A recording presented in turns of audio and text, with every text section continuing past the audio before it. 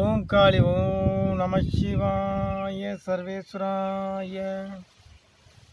கற்க கசடர கற்பவை கற்றவன் நிற்க அதற்கு தக.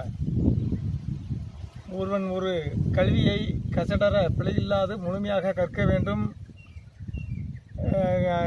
கற்பவை கற்றவன் அதை முழுமையாக கற்றவன் அதற்கு தகுந்தாற்போல் வாழ்வியல் செய்து காட்டு, அதை பயனுறும் வகையில் பயன்படுத்த வேண்டும் என்பது வள்ளுவர் வாக்கு. அந்த வகையில் ஒவ்வொரு நல்ல கலைகளையும் நல்ல விஷயங்களையும் நாம் கற்றுக்கொள்வோம், மக்களுக்கு பயன்படும்படி நடப்போம். இப்போ நாம் பார்க்க வேண்டியது அன்னபேதி செந்துரம். சித்தர்கள் 64 பாசனங்களையும் கண்டுபிடித்தார்கள். இயற்கை வாசனம் 32, செயற்கை வாசனம் 32, மொத்தம் 64 வாசனம். இந்த பாசனங்களை கட்டு முறைகள் இருக்கிறது. ஒவ்வொரு வாசனமும் ஒவ்வொரு மூலிகையில் கட்டும். அந்த மாதிரி உபரசங்கள், தாது சத்துக்கள் அப்படி என்ற பலவிதமாக ஒவ்வொரு பொருளையும் சித்தர்கள் பிரித்து வைத்துள்ளார்கள். அந்த வகையில் இன்று செந்தூரம் செய்முறையை பற்றி இன்று பார்ப்போம். செந்தூரம் சித்தர்கள் எப்படி செய்தார்கள், அதை எப்படி புடம் போட்டார்கள், செந்தூரத்தை புடம் போடும் முறையை செய்முறையாக நான் செய்து காண்பிக்கிறேன். இப்பொழுது நாம் செய்ய வேண்டியது அன்னபேதி செந்தூரம். அன்னபேதி சித்தர்கள் பல பாசனங்களை பல கூட்டுப்பொருளாக சேர்த்து பலவிதமான ஒரு தன்மைகளை மாற்றினார்கள். அந்த வகையில் இன்று இந்த அன்னபேதி செந்தூரம், இது அன்னபேதி செந்தூரம். அன்னபேதி, இதுக்கு பேர் அன்னபேதி. இதை புடம் போட்டு தீயில் எரித்து வேக வைத்தால் நமக்கு கிடைக்கக்கூடியது தூய செந்தூரம், அன்னபேதி செந்தூரம். இது மருத்துவத்திற்கும் வாதத்திற்கும் பயன்படக்கூடியது. செந்தூரம் என்றால் பொட்டு வைக்கக்கூடிய செந்தூரம் வேறு. இது சிவப்பு செந்நிறமாக இருப்பதால் இதற்கு செந்தூரம் என்று பெயர் வைத்தார்கள். சிவப்பாக நீரிவிடும். இது இரும்பு சத்து இதில் அதிகம் உள்ளது. இது இரும்பு சத்து அதிகம் உள்ள ஒரு பொருள் அன்னபேதி. இதுக்கு பேர் அன்னபேதி என்று பொருள். முறையாக பயன்படுத்தி நாம் தெரிந்து கொள்ள வேண்டும். இதை மக்கள் புடம் போடும் முறையை, செந்தூரம் செய்யும் முறையை தெரிந்து கொள்ள வேண்டும் என்பதற்காக இதை நாம் மக்களுக்கு செய்முறையாக விளக்கி காண்பிக்கிறேன். இதற்கு எலுமிச்சம்பழம் தேவை. எலுமிச்சம்பழம், மூலிகை, வெள்ளை காக்கண மூலிகை இலை, அதை சிறிது பறித்து வருவோம்.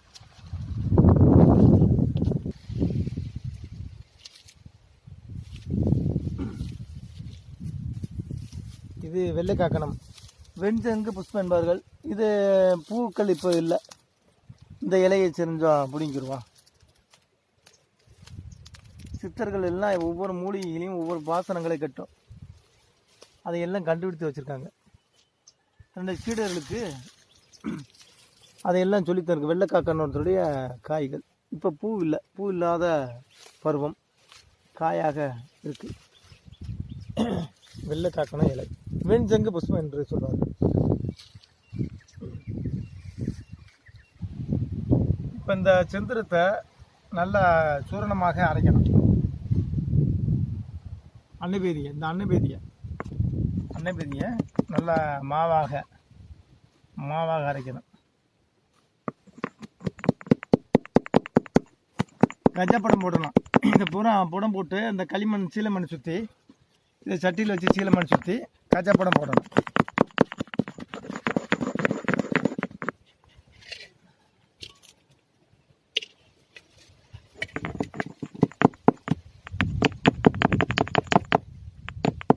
கஜப்படம்னா 100 எருவு. சித்தர்களின் செந்தூரம் செய்முறை. செந்தூரங்கள் பல வகை இருக்கு. சண்டமாதர செந்தூரம், அன்னபேதி செந்தூரம், ஆறுமுக செந்தூரம் என்று பல வகையாக இருக்கு. ஒவ்வொரு நிகழ்விலும் ஒவ்வொரு செந்தூரத்தை நம்ம பார்ப்போம்.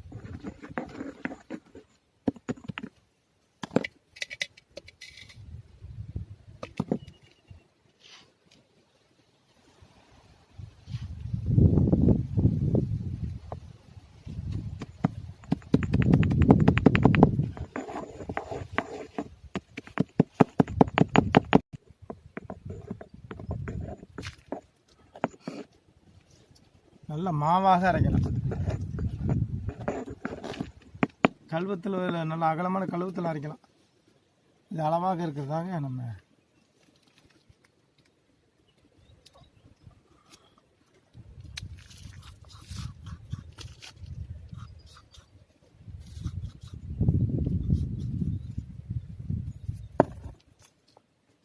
அடுத்து எலுமிச்சம்பழத்தை சாறு எடுக்கணும்.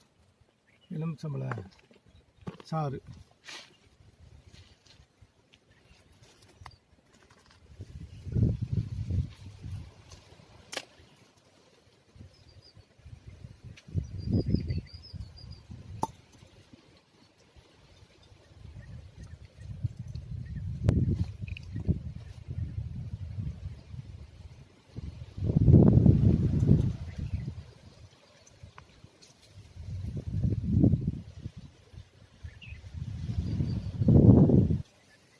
இந்த 300 கிராம் அன்னபேதிக்கு 8 எலுமிச்சம்பழம்.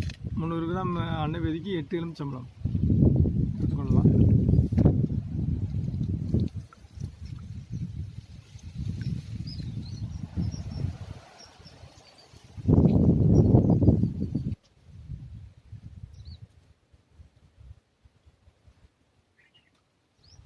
இப்போ இந்த எலுமிச்சம்பழ சாறை இந்த அன்னபேதியில் ஊற்றணும்.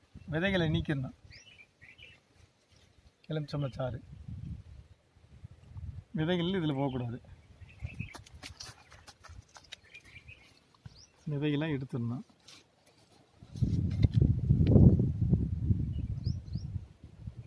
செய்முறைக்காக வேண்டி நம்ம அளவான அன்னபேதி போட்டிருக்கோம். அன்னபேதி மரகத பச்சை நிறம் கொண்டது. மரகத பச்சை நிறத்தை கொண்டது அன்னபேதி. நம்ம அதனுடைய அந்த பாசனத்தை அது சரியானதாக இருக்கா என்று நாம் பார்த்து வாங்கணும்.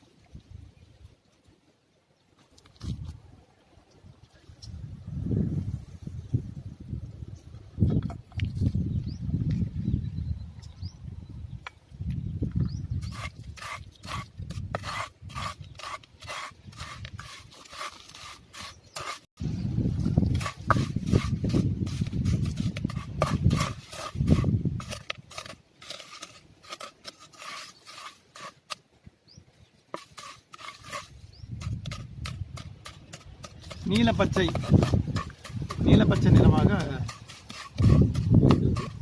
எலுமிச்சை அந்த சாத்தில் அந்த நம்ம அரைச்சி வைத்த அன்னபேதியை கலக்கணும்.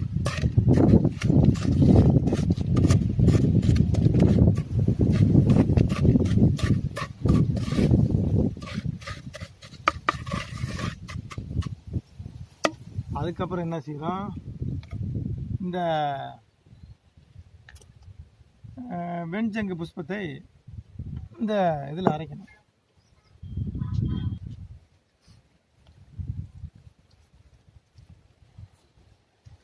இப்போ இந்த வெள்ளைக்காக்க நிலைய இடித்து சாறு எடுக்கணும். சிறிது தண்ணீர் ஊற்றிக்கணும். சாறு விரைவில் ஊற்ற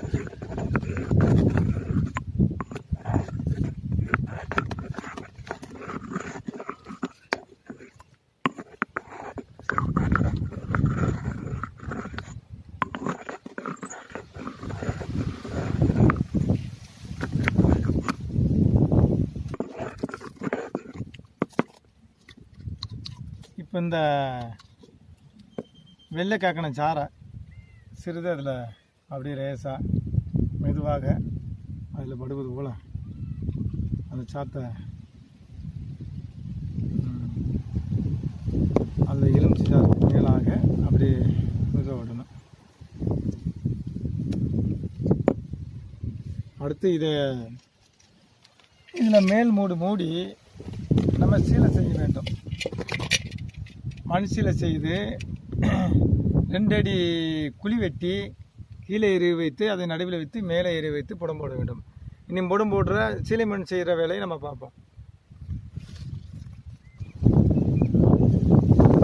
இந்த சாதா துணி எடுத்து இந்த மாதிரி இந்த அளவில் கிழிச்சிடணும். கிழித்து இந்த களிமண் நல்ல குளத்து களிமண் எடுத்து இதில் போட்டுக்கலாம். இதை முக்கி இதை என்ன செய்யணும், நினச்சி வச்சுக்கலாம். எப்பயும் ஊற வச்சுக்கணும்.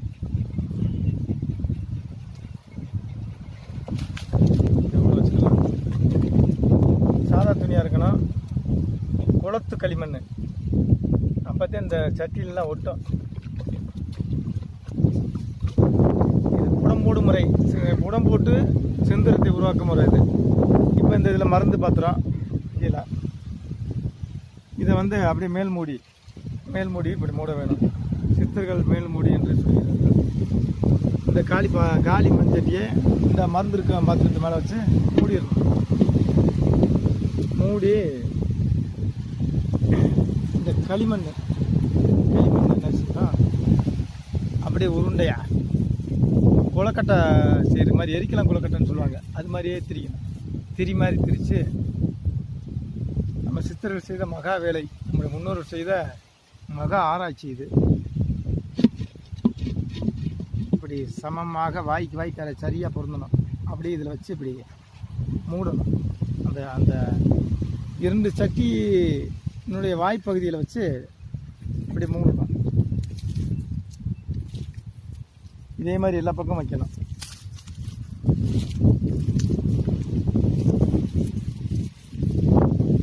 இந்த கனவுல இருக்கிற இரு வாய்ப்பகுதியில் இந்த மாதிரி வச்சு அப்படியே இதுக்கு பேர் மண் சிலை செய்தல்.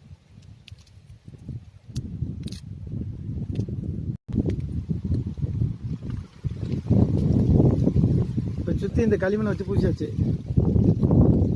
அடுத்து வந்து அந்த துணியை வந்து இதில் சுற்றணும். சீலமண், இதுக்கு பேர் சீலமண் சுற்றுதல் பேர். சித்தர்கள் சொன்ன வழி சீலமண் சுற்றுதல், 3 சீலை மண் 4 மீன சீலை மண் சுற்றுதல் என்று பேர். என்ன செய்கிறோம், அப்படியே இதை பிரித்து இந்த வாய்ப்பகுதியில் அப்படியே வச்சு நம்ம ஊற்றோம். இப்படியே அழகாக ஊற்ற வேண்டியது. அப்படியே அழகாக அப்படி ஊற்றிடலாம்.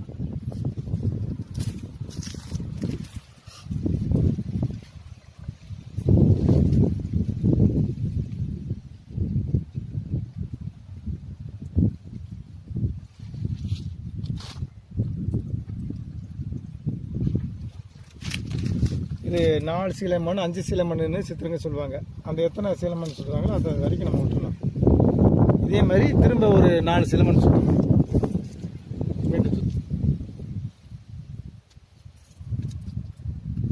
இப்போ இந்த மாதிரி அந்த இடைவெளி இருந்துச்சுன்னா, அந்த சட்டிக்கும் இந்த துணிக்கு இடைவெளி இருக்கும்போது அதை களிமண் எடுத்து மீண்டும் அடைச்சிடணும். இப்பொழுது பார்ப்பதற்கு வேற்றுக்குலக வெண்குலம் மாதிரி இருக்கும்.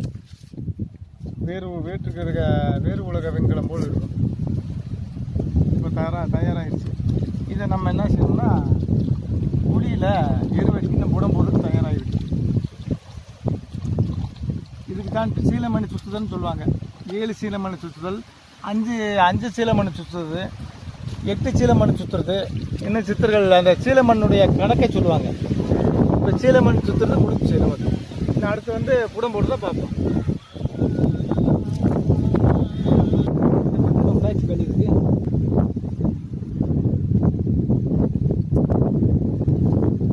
இந்த மாதிரி குழி, 1 அடி குழி எடுத்து வச்சுட்டு இதை நம்ம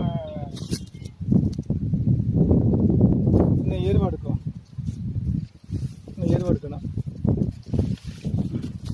முதல்ல வந்து இந்த தூள்களை அடியில் போடணும். தூள் எருவை அடியில் போடணும்.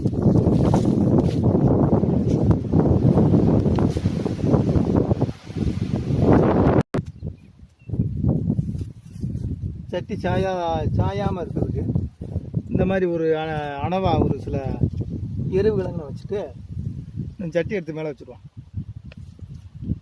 ஓம் நம சிவாய, ஓம் நம சிவாய, ஓம் நம சிவாய.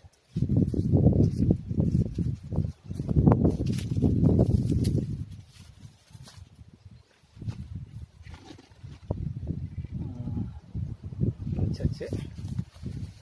எருவுகளை சுற்றி போட வேண்டியது.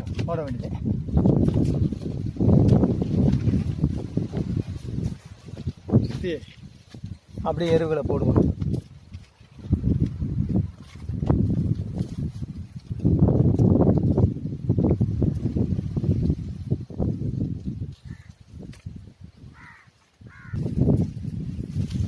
கச்சப்படம் 100 எருவு ஒரு அனுமானமாக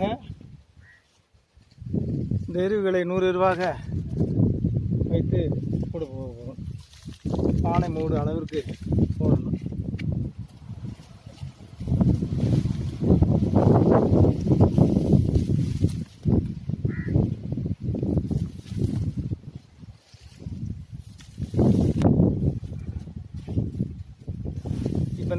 மந்திரத்தை வைத்து நம்ம தீபத்தை வைக்கணும். போன நினைச்சு ஓம் நம சிவாய, ஓம் நம சிவாய, ஓம் நம சிவாய, ஓம் நம சிவாய, ஓம் நம சிவாய, ஓம் நம சிவாய, ஓம் நம சிவாய. இப்போ நம்ம சிவனை நினச்சி சித்திரவில் நினச்சி இந்த கற்பூரத்தை கொஞ்சம் கொஞ்சமாக இது வந்து செந்தூர் முறை கஞ்சபுரத்தில் வந்து இதை போட்டு இதை இழுத்து வேகிறதுக்கு 10 நேரம் கழித்து நம்ம எடுத்து பார்க்கணும். 10-12 மணி நேரம் ஆகும். குறைந்தது 12 மணி நேரம் ஆகும். இதனுடைய இது 12 மணி நேரம் ஆகணும் இந்த படம் வேகிறது.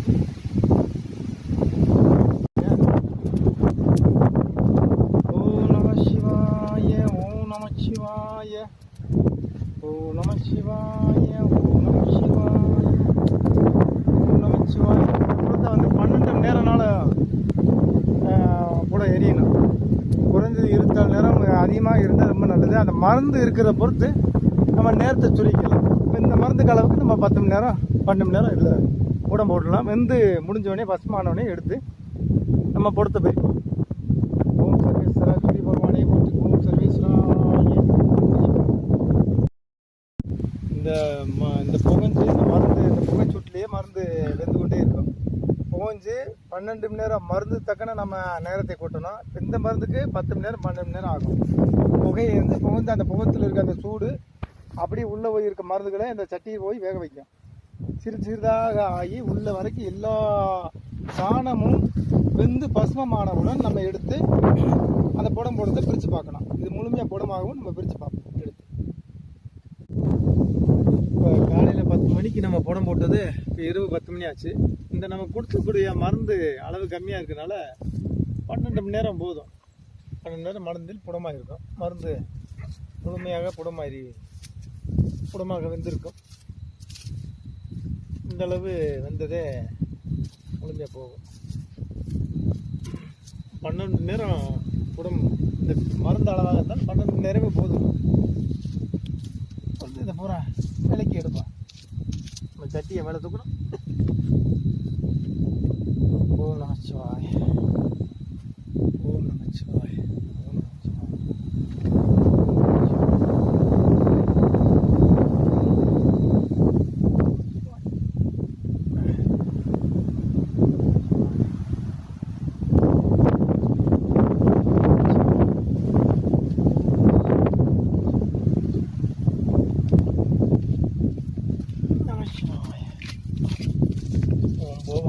போற்றி சிந்திரம் முழுமையாக உருவாட்டம்.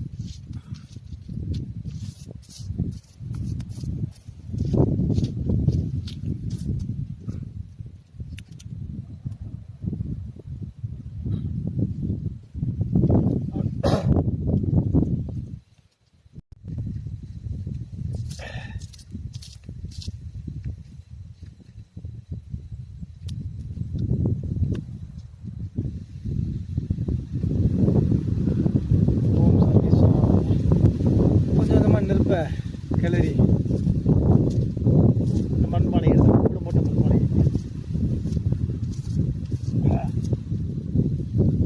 காற்று பலமாக அடிப்பதால் அதனுடைய புகை மூட்டம் வந்து நம்மளவே சுற்றி சுற்றி வருது.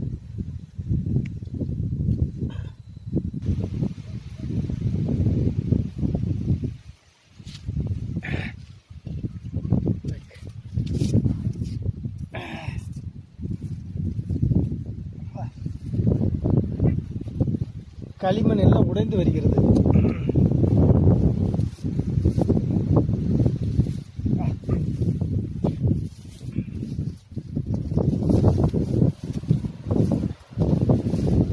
மருந்து அதிகமாக இருந்துச்சுன்னா நம்ம காலையில் எடுக்கணும். மருந்து குறைவாக இருக்கிறனால நமக்கு 12 மணி நேரம் வந்ததே போதும். இதுவே நல்லா செந்தூரமாக இருக்கும். நல்லா சிவப்பான ரத்தம் போல செந்தூரமாக இருக்கும். அப்படியே ஆற விட்டு தூக்கி இருக்கு. இங்கிட்ட கொஞ்சம் மண் சூடாகி பிடிச்சிருச்சு.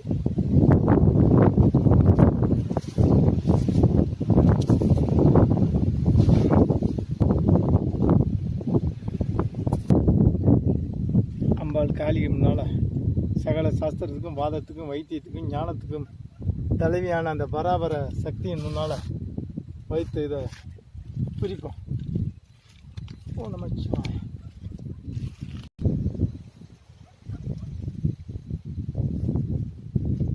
ஓம் நமச்சிவாய.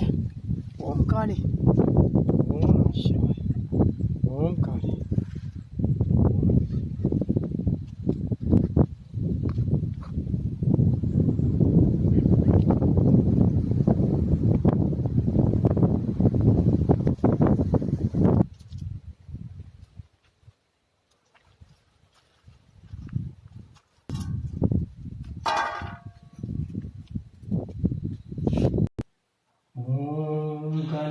சக்தி. ஓம் கிரீ மகாசக்தி.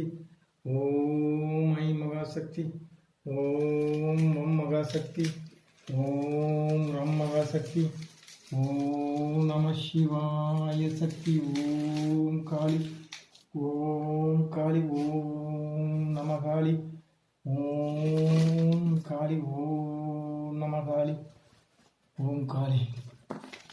சித்தர்கள் பாசனங்களை கெட்டவும் அதை பஸ்மமாக்கவும் நவலோகங்களையும் செந்துருமாகவும் பஸ்மமாக்கக்கூடிய கலையை அன்னை மனோன்மணி அன்னை தன்னுடைய சீடர்களுக்கும் இந்த சித்தர்கள் மக்களும் சொல்லி தந்திருக்கிறார்கள். அந்த வகையில் இது செந்துரம் அன்னபதி செந்துர முறை. இது எப்படி என்பது சிவன் கொடுத்த கலை, அம்பாள் காளி கொடுத்த கலை. இது உள்ளே திறந்து பார்ப்போம். ஓம் நம சிவாய. இன்னும் சூடு அதிகமாக இருக்கிறது. மருந்து குறைவாக இருந்தாலும் இது வந்த நேரங்கள் போதுமானது. மருந்து அதிகமாக இருந்தால் இருத்தல் நேரம் 48 மணி நேரம் என்ற மண்டல கணக்கும் ஜாம கணக்கு இருக்கிறது. இந்த கம்மியான மருந்து இருக்குன்னா நமக்கு இது போதும்.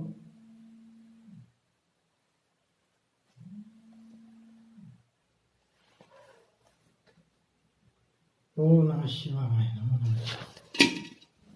ஓம் நம சிவாய. ஓம் நம சிவாய. ஓம் நம சிவாய. அருமையான செந்துரம், அருமையான அன்னவேதி செந்துரம் நமக்கு கிடைத்திருக்கிறது. மருந்து எவ்வளவு போடுகிறோமோ அதுபோல அந்த ஜாம கணக்கும் அதிகமாகும். அருமையான அன்னவேதி செந்துரம், அருமையான செந்துரம். சித்தர்கள் சொல்லி தந்த சாஸ்திர முறை பூரம் பஸ்மமாகிவிட்டது. அன்னவேதி பஸ்மமாகி செந்தூரமாகிவிட்டது. இது வாதத்துக்கும் பயன்படுத்தலாம். இந்த செந்தூரத்தை வாதத்துக்கும் பயன்படும், மருத்துவத்துக்கும் பயன்படும். இது என்ன மருத்துவத்துக்கு பயன்படுது என்பதை அடுத்த நிகழ்வில் பார்ப்போம். இது வாதத்திற்கு லோகங்களை கட்டும், வெள்ளி லோகத்தை கட்டப்படுது. அன்னவேதி இரும்பு சத்து, இரும்பு வெள்ளியை கட்டும். அதனால் இது இதை முறைப்படி இன்னும் சில மூலிகைகள் சேர்த்து இந்த செந்தூரத்தோடு அரைத்து வெள்ளி உருகும்போது கொடுக்கும்போது வெள்ளி கட்டும். வெள்ளி பால் கக்குறது நின்று, பால் கக்குறது நின்று வெள்ளி கட்ட ஆரம்பிக்கும். மருத்துவத்திற்கு இது அதிகம் பயன்படும். இது மருத்துவத்திற்கு என்னென்ன இரும்பு சத்து இதில் இருக்கு. இது முறைப்படி வேறு அனுபானங்களோடு சேர்ந்து நம்ம சாப்பிடணும். அப்படி சாப்பிடக்கூடாது. இது எப்படி சாப்பிடணும், இது என்னென்ன வகையில சாப்பிடணும், இந்த அனுமானத்தில் சாப்பிடணும் என்கிற அடுத்த நிகழ்ச்சியில நான் கூறுறேன். சித்தர்கள் சகல சாஸ்திரத்தையும் ஞானத்தையும் யோகத்தையும் சகல கலைகளையும் தன்னுடைய சீடர்களுக்கும் நம்முடைய இந்த மண்ணுக்கும் கொடுத்து போய் சென்றுள்ளார்கள். அவைகளை ஒவ்வொன்றா அறிஞ்சு மக்களுக்கு பயன்படுற வகையில நம்ம பயன்படுத்துவோம். எல்லா மக்களும் எல்லா நம்முடைய பாரம்பரியத்தை தெரிஞ்சுக்கிறணும், எல்லாமே பழகணும். நம்முடைய முறைகள் எது, புடம் போடுற முறை என்ன, செந்தூரம் போடுற முறை என்ன, சுண்ணம் பண்ற முறை என்ன, பஸ்மமாக்குற முறை என்ன என்ற ஒவ்வொரு சித்திர முறைகளையும் ஒவ்வொன்றா நம்ம நிகழ்ச்சியில விளக்குவோம். எல்லா மக்களும் தெரிந்து கொள்ள வேண்டும் என்பதே நம்முடைய குருநார் வழியில போகர் வழியிலுடைய நோக்கமாகும். இதை எல்லா உலக நன்மைக்கும் மக்களுக்காகவும் பயன்படுத்துவோம். ஓம் காளி. ஓம் நமச்சிவாய. ஓம் சர்வேஸ்வராய. ஓம் சர்வேஸ்வராய. அருமையான செந்தூரம், அருமையான காளியின் அருளாலும் சிவன் அருளாலும் முழுமையாக செந்தூரம் வெந்து பஸ்மமாகிவிட்டது. முழுமையாக செந்தூரம் வெந்து பஸ்மமாகிவிட்டது. ஓம் காளி ஓம் நம சிவாய. ஓம் காளி ஓம் நம சிவாய. ஓம் காளி மாதா ஓம் காளி மாதா ஓம்.